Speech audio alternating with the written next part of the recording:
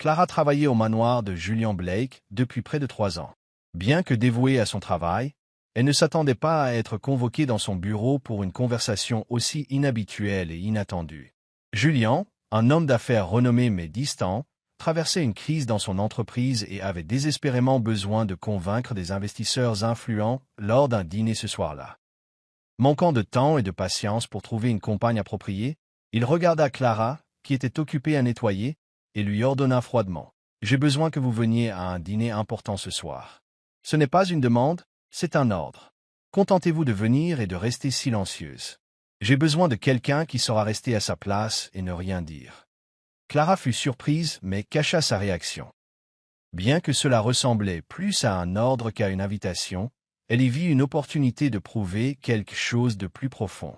Elle accepta, sentant la tension et réalisant que cette soirée serait loin d'être ordinaire. Clara arriva au restaurant huppé à l'heure précise, vêtue d'une robe élégante et de bon goût. Julian se tenait à l'entrée, visiblement impatient. Il la regarda à peine, disant seulement: « Allons-y », d'un ton brusque, comme si elle n'était qu'un accessoire sans importance. À l'intérieur, tous les regards se tournèrent vers eux. Les investisseurs étaient déjà assis à la table centrale. Présentant Clara avec dédain, Julian dit: « Voici Clara. Elle m'accompagne ce soir, sans même mentionner son nom de famille. » Les investisseurs, tous habillés de manière formelle et avec des regards avisés, hochèrent poliment la tête. Certains échangèrent des regards curieux, car la présence de Clara semblait inattendue et déplacée. Clara encaissa leur jugement silencieux, mais resta digne. Alors que le dîner se poursuivait, Julian et les investisseurs se plongèrent dans des discussions sur les profits, la croissance et les stratégies d'expansion. Clara écoutait attentivement, observant chaque détail. À un moment donné, M. Lawson, un homme grand à l'air autoritaire, se tourna vers elle et lui demanda d'un ton condescendant: « Alors, Clara, que pensez-vous d'un dîner d'affaires comme celui-ci » Sa question laissait entendre qu'il attendait une réponse modeste. Clara, sentant la tension autour de la table, aurait pu se contenter de sourire poliment, mais elle choisit de s'affirmer. « En fait, c'est fascinant d'assister à tout cela de première main, » répondit-elle calmement. Se concentrer sur les projections financières est intéressant, mais comprendre les personnes derrière ces chiffres est tout aussi important. Un silence s'installa et les regards autour de la table se figèrent. Clara garda son calme tandis que Julian la foudroyait du regard, un mélange de surprise et d'irritation dans les yeux. Elle venait d'exprimer sa propre opinion, un geste audacieux compte tenu de l'exigence de silence de Julian. M. Lawson haussa les sourcils, intrigué par sa perspicacité. « Perspective intéressante », remarqua-t-il, alors que les autres investisseurs la regardaient avec une nouvelle curiosité. L'expression de Julian devint plus froide. C'était le contraire de la soirée discrète qu'il avait prévue. La soirée, loin d'être discrète, était maintenant de plus en plus tendue. Clara continua de tenir tête, consciente du malaise de Julian, mais résolue à dire ce qu'elle pensait. M. Lawson, remarquant sa confiance, semblait désireux d'en savoir plus, peut-être attiré par son défi à ses préjugés. Lorsque la conversation porta sur la responsabilité sociale des entreprises, un domaine manifestement absent du modèle économique de Julian, Clara saisit l'occasion d'ajouter ses réflexions. M. Lawson se tourna vers Julian et demanda: « M. Blake envisage-t-il des projets sociaux dans son entreprise ?» lui lançant un regard significatif. Avant que Julian ne puisse répondre, Clara intervint: « Je crois que les initiatives sociales sont un moyen significatif pour les entreprises prospères de redonner à la communauté. Après tout, les entreprises n'existent pas seulement pour le profit. » Un silence stupéfait suivit, tous les yeux rivés sur Clara. Malgré la tension intense, elle garda son calme. M. Lawson, clairement impressionné, sourit et dit: « C'est exactement ce que je crois, Clara. Il est rare d'entendre cela par ici. » Ce commentaire était une pique subtile à Julian, dont l'expression se durcit encore plus.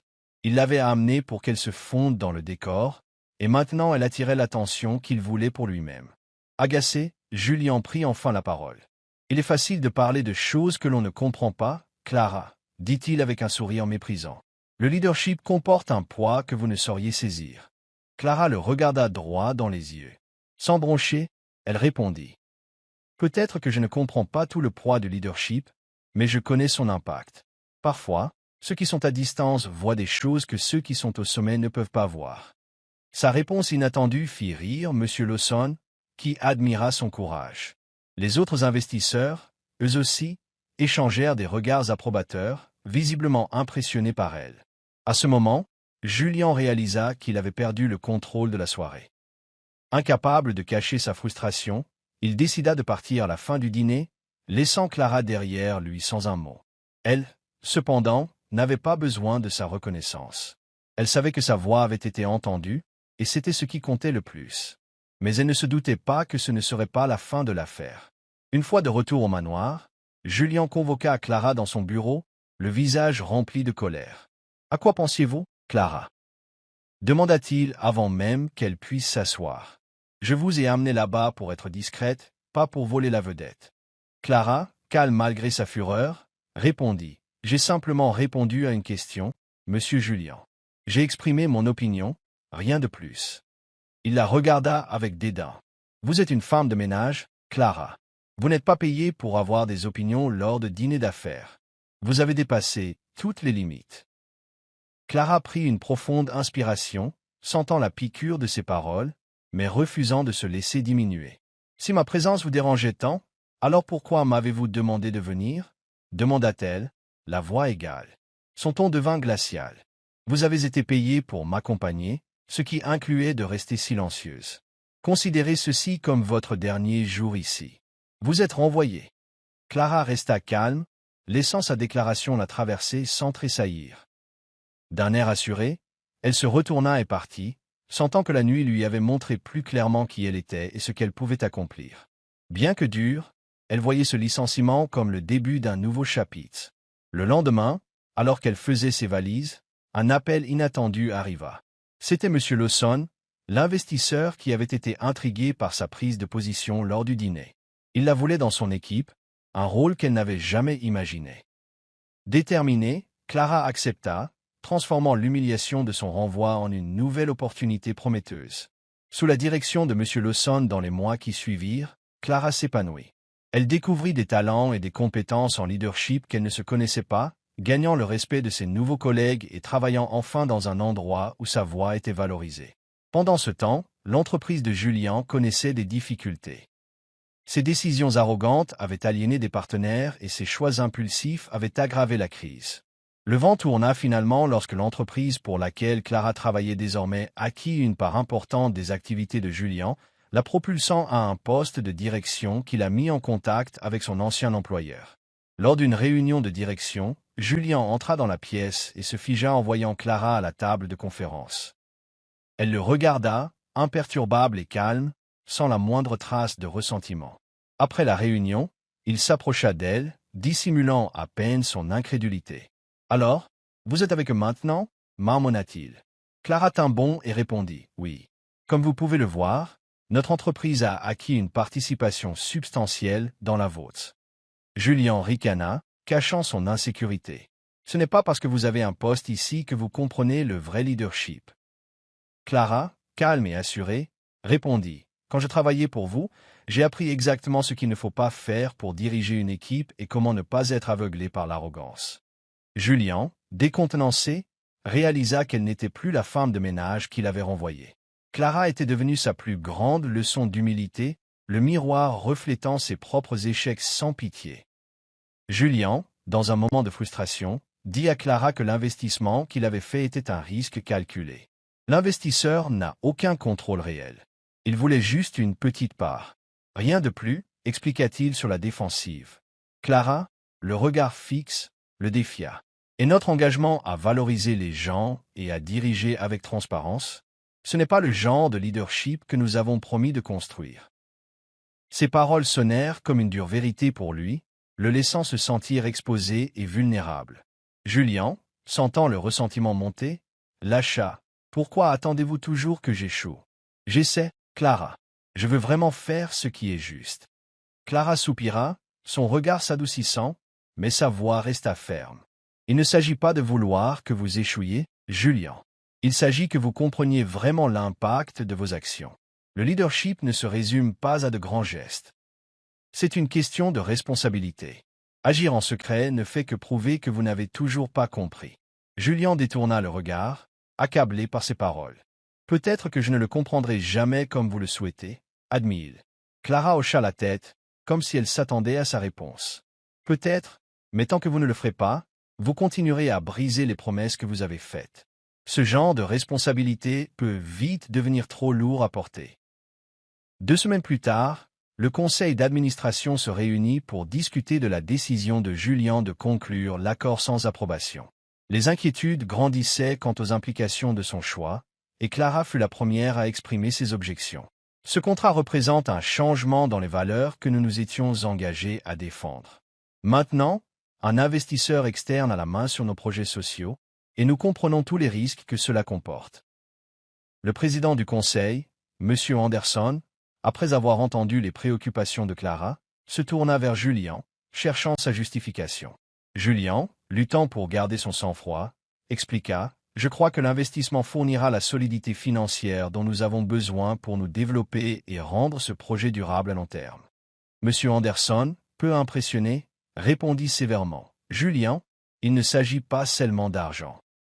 Nous avons affaire à une mission qui ne peut être compromise, et vous avez agi de manière impulsive. » La pression monta alors que Julian voyait la déception sur le visage de Clara. Il devint douloureusement clair qu'il avait perdu non seulement la confiance du conseil, mais aussi une autre occasion de montrer qu'il pouvait changer. La réunion se termina avec la décision du conseil de réévaluer l'autorité de Julian, limitant éventuellement son pouvoir de décision à l'avenir. Se sentant vaincu, Julian quitta la pièce en silence. Ce soir-là, assis seul, il réalisa que son ego et sa nature impulsive avaient été sa perte. Clara ne le critiquait pas simplement. Elle essayait de lui montrer une nouvelle façon de diriger. Pour la première fois, Julian commença à comprendre que le leadership auquel il était habitué n'avait plus sa place ici. Au bord de l'effondrement émotionnel, il passa la nuit à réfléchir à ses choix. Tout ce qu'il avait construit lui semblait maintenant vide, et il comprit que cet effondrement n'était pas seulement le fait du conseil ou la faute de Clara. Il découlait de ses propres actions. Pendant des années, il s'était accroché à des décisions égoïstes et à court terme, et maintenant cela l'isolait de son équipe, du conseil et surtout de Clara. Le lendemain matin, Julian arriva tôt au bureau, déterminé à faire son introspection. Entouré de rapports et de notes, il se remémora les paroles de Clara. « Vous traitez toujours cette entreprise comme une machine à profit », avait-elle dit.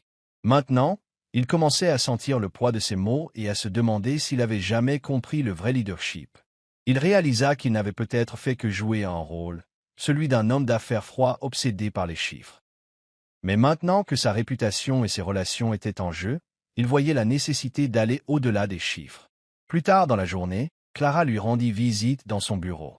Pour la première fois, sa froideur habituelle s'était adoucie, comme si elle sentait sa vulnérabilité. Julian, las de toutes les disputes, parla honnêtement. « Clara, commença-t-il avec hésitation. Je sais que j'ai fait des erreurs. Je sais que mes choix ont blessé des gens. Je comprends si vous pensez qu'il est inutile d'essayer encore. » Clara écouta, in silence. Les bras croisés, sa posture laissait toutefois entendre qu'elle était ouverte à ses paroles. « C'est un début, Julian, » répondit-elle, sa voix plus douce que d'habitude. « Mais reconnaître ses erreurs ne suffit pas. Qu'avez-vous l'intention de faire à ce sujet ?» Prenant une profonde inspiration, Julian répondit. « Je ne suis pas encore sûr, Clara. Tout ce que je sais, c'est que je ne peux pas continuer à faire les choses de la même manière. » Clara hocha lentement la tête. « C'est vrai. Un vrai changement demande un effort quotidien. Le leadership ne consiste pas à être tout le temps en contrôle. Il s'agit de servir les autres. Êtes-vous prêt à essayer cela ?» Avalant difficilement sa salive, Julian répondit. « Oui, je suis prêt, mais je ne sais pas si je peux le faire seul. » Clara esquissa un léger sourire, comme si elle voyait de l'espoir en lui pour la première fois. « Personne ne peut le faire seul, Julian. C'est pourquoi le vrai leadership est une question de partenariat. Vous devez faire confiance aux gens. Vous ne pouvez pas tout gérer par vous-même. » Ces mots résonnèrent dans son esprit. Il avait toujours essayé de tout contrôler lui-même, pensant que faire confiance aux autres l'affaiblirait. Maintenant, il commençait à voir que la confiance était la pièce manquante de son parcours de leader. Après un moment de silence, Clara continua. « Si vous êtes sérieux au sujet du changement, il y a un chemin à suivre, mais ce ne sera pas facile. Vous devrez abandonner tout ce que vous pensiez savoir sur le leadership. » Ressentant enfin un sentiment d'espoir, Julien répondit. Je suis prêt à faire tout ce qu'il faudra. Montrez-moi comment je peux aider.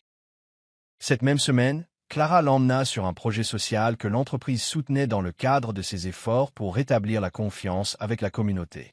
Habitué à son environnement d'entreprise, Julien trouva le cadre du monde réel inconfortable, mais aussi révélateur. Assis dans une pièce avec des mères célibataires, des survivantes d'abus et d'autres personnes confrontées à l'adversité, il commença à comprendre les enjeux. C'étaient des vies qui dépendaient de chaque parcelle de soutien qu'elles recevaient. Après la réunion, une femme âgée s'approcha de lui, lui demandant s'il était Monsieur Julien Blake, le propriétaire de l'entreprise. Quand il confirma, elle lui parla de son fils, un ancien employé qui avait été licencié sans préavis, une décision qui l'avait dévasté. Julien, sentant une pointe de culpabilité, répondit « Je suis désolé. Je ne savais pas. » La femme secoua la tête. « Peut-être que vous ne vous souciez pas de savoir, mais je vous ai vu ici aujourd'hui, et j'espère que les choses changent vraiment. » Julien partit, se sentant petit et exposé. De retour au bureau, il trouva Clara et la remercia sincèrement. « Aujourd'hui, j'ai enfin compris ce que vous vouliez dire, » dit-il. Clara, son regard maintenant adouci, répondit « Ce n'est que le début, Julien. Le changement prend du temps, et il nécessite de l'action. Mais avec le temps, vous pourriez arriver à comprendre que le vrai leadership, c'est le service. » Dans les semaines qui suivirent, Julien se consacra au projet, participant pleinement et apprenant de l'équipe. Il passa progressivement de donner des ordres à écouter et soutenir. Bien que le conseil d'administration soit resté prudent, il commença à remarquer de subtils changements dans l'approche de Julien.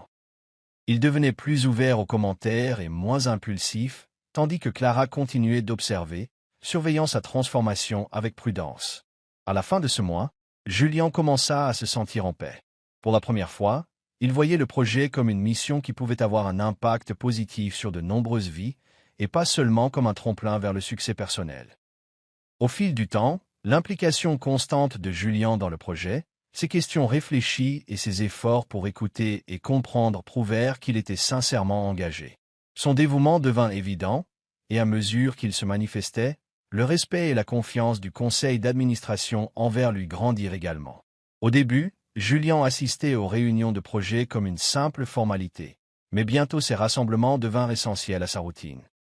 Il commença à apprendre les noms des participants, à comprendre leurs histoires et à suivre leur progrès.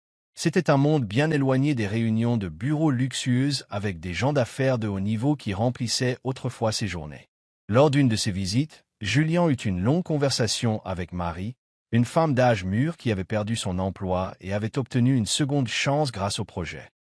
Elle s'ouvrit à lui avec une sincérité touchante sur les difficultés qu'elle avait rencontrées et sur la manière dont l'initiative l'avait aidée à retrouver sa dignité. « C'est plus qu'un travail pour moi, Monsieur Julien, » dit-elle, les yeux remplis d'émotion. « C'est une nouvelle vie. Pour la première fois, j'ai l'impression que quelqu'un croit en mon potentiel. » Julien sentit une boule dans sa gorge. Il n'aidait pas simplement une personne. Il transformait des vies. Chaque histoire qu'il entendait lui rappelait l'impact qu'il pouvait avoir, renforçant sa détermination à être digne de la confiance que ces personnes plaçaient en lui. Le projet n'était plus un concept sur papier. Il avait pris vie. Alors que des résultats positifs commençaient à émerger, la réputation de l'entreprise monta en flèche. Les membres du conseil qui avaient autrefois mis en doute la capacité de Julien à diriger de manière responsable montraient maintenant des signes d'approbation. Lors des réunions du conseil, il présentait les résultats avec humilité, soulignant les contributions de l'équipe et mettant en avant le rôle crucial de Clara. Chaque donnée était la preuve que le projet faisait une réelle différence et les membres du conseil étaient visiblement satisfaits. Lors d'une réunion, M. Anderson, le président, remarqua « Julien, vous gérez ce projet avec un dévouement auquel nous ne nous attendions pas. Ce projet pilote est un succès et je crois que nous pouvons. Est-ce l'étendre de manière durable ?» Julien sourit, absorbant tranquillement le poids de cette reconnaissance. Julien savait que Clara avait été un mentor inestimable dans ce processus et il veillait à la reconnaître à chaque réunion. Cependant, son admiration pour elle commença à dépasser le cadre professionnel. Alors qu'ils passaient plus de temps ensemble, il commença à voir Clara différemment. Elle était plus qu'une brillante dirigeante. C'était une femme forte, compatissante, profondément passionnée par son travail. Il remarqua comment elle parlait à chaque participant au projet, l'attention qu'elle portait aux détails et le respect qu'elle témoignait à tout le monde. Clara était une force tranquille qui inspirait confiance et respect. Lors d'une visite communautaire, Julien et Clara assistèrent à une petite célébration organisée par les participants du projet pour remercier l'équipe. Observant les interactions de Clara avec les participants, Julien fut ému par sa chaleur et sa gentillesse sincère. Elle semblait à sa place et tout le monde répondait à son empathie naturelle. Elle comprend vraiment ces gens, pensa Julien avec admiration. Clara ne dirigeait pas seulement le projet. Elle en faisait partie et les gens le sentaient. Après la célébration, Julien proposa de raccompagner Clara au bureau. Alors qu'il se promenait dans les rues calmes, il se sentit poussé à en savoir plus sur elle. Clara lui avait toujours paru quelque peu énigmatique et il était impatient de comprendre ce qui la motivait. « Clara, commença-t-il d'un ton plus doux, j'ai toujours été impressionné par votre dévouement à ce projet. Qu'est-ce qui vous a inspiré à vous impliquer autant ?» Elle sourit, son visage s'illuminant. « Julien, j'ai toujours ressenti le besoin de faire quelque chose qui me dépasse. En grandissant, j'ai vu des gens autour de moi lutter, et cela m'a marqué. Travailler sur quelque chose qui donne aux autres un nouveau départ est ma façon de donner un sens à ma vie. » Ces paroles résonnèrent en Julien d'une manière inattendue. Pour lui, ce projet avait pour but de construire sa réputation et son héritage, mais pour Clara, c'était une mission personnelle. À ce moment-là, il commença à comprendre la profondeur de la femme extraordinaire à ses côtés. Dans les semaines qui suivirent, le partenariat de Julien et Clara devint plus étroit et plus détendu. Ce qui avait été autrefois formel et réservé se transforma en un lien d'admiration et de confiance mutuelle. Ils partageaient des idées, discutaient de stratégies et se soutenaient mutuellement dans leurs décisions. Mais Julien réalisa que quelque chose de profond changeait en lui. Il n'admirait pas seulement Clara, il commençait à tomber amoureux d'elle. Cette révélation le prit par surprise. Toujours prudent et sceptique quant aux relations sur le lieu de travail, il se surprit à penser souvent à Clara, cherchant des raisons d'être près d'elle, juste pour voir son sourire. Clara était une présence stable et rassurante qui le mettait au défi d'être meilleur. Un soir, après une longue réunion sur l'avenir du projet, leur conversation passa du professionnel au personnel. Julien saisit l'occasion d'exprimer sa gratitude. « Clara, je vous dois tant. Vous m'avez appris plus au cours de ces derniers mois que je n'en ai appris en des années. Je pensais que le succès ne concernait que le contrôle et l'expansion. Mais vous m'avez montré la vraie valeur de créer quelque chose qui compte vraiment. » Clara le regarda, surprise par la sincérité de ses paroles. « Cela signifie beaucoup pour moi d'entendre ça, Julien. Voir ce changement en vous a été l'une des choses les plus enrichissantes que j'ai vécues. » Leurs regards se croisèrent et une tension subtile, mais indéniable, emplit l'air. Julien sentit le désir de se rapprocher, mais hésita, ne voulant pas franchir les limites de leur relation professionnelle. Pourtant, il savait que ses sentiments pour Clara étaient réels. Avec le temps, Julien se sentit encore plus profondément attiré par Clara. Il remarqua les petites choses chez elle. La façon dont elle souriait en parlant de quelque chose de significatif, comment elle inspirait tout le monde autour d'elle, et la conviction avec laquelle elle défendait la mission du projet. Clara était quelqu'un qui apportait un sens à sa vie qu'il n'avait jamais ressenti auparavant.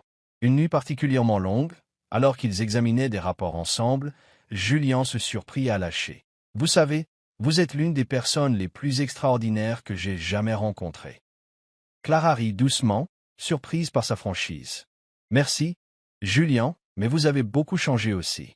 Vous êtes devenu quelqu'un de vraiment admirable. » Ces paroles firent écho en lui et il réalisa qu'il était bel et bien amoureux. Ce n'était pas une attirance passagère, c'était une profonde admiration et le désir de partager la mission de sa vie avec Clara. Finalement, Julien et Clara trouvèrent non seulement l'amour, mais aussi une vision commune pour un monde plus compatissant et plus utile.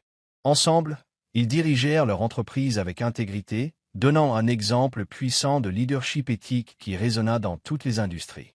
Leur impact s'étendit au-delà des affaires. Ils touchèrent des vies, élevèrent des communautés et inspirèrent d'innombrables autres personnes à croire au pouvoir des secondes chances et de la croissance transformatrice. Au fil du temps, Julien et Clara devinrent des mentors pour d'autres, guidant de jeunes leaders à donner la priorité aux gens plutôt qu'au profit et défendant des projets qui apportaient espoir et opportunité à ceux qui en avaient le plus besoin. Leurs efforts furent largement reconnus, mais ils restèrent humbles, sachant que leur plus grande récompense était le changement positif qu'ils apportaient. Des années plus tard, en regardant leur parcours, Julian réfléchit au chemin parcouru, reconnaissant que Clara avait vu son potentiel et lui avait montré une nouvelle voie. Clara, elle aussi, était reconnaissante du voyage qui les avait réunis et leur avait permis de créer quelque chose de vraiment significatif. Leur histoire devint un témoignage du pouvoir transformateur de l'amour, de la résilience et de la détermination. Ils avaient bâti un héritage qui perdurerait, inspirant les générations futures à diriger avec compassion et dévouement. Et ainsi, côte à côte, ils continuèrent leur travail, sachant qu'ensemble, ils pourraient affronter tout ce que l'avenir leur réservait. N'oubliez pas d'aimer, de vous abonner et d'activer la cloche de notification pour plus de vidéos.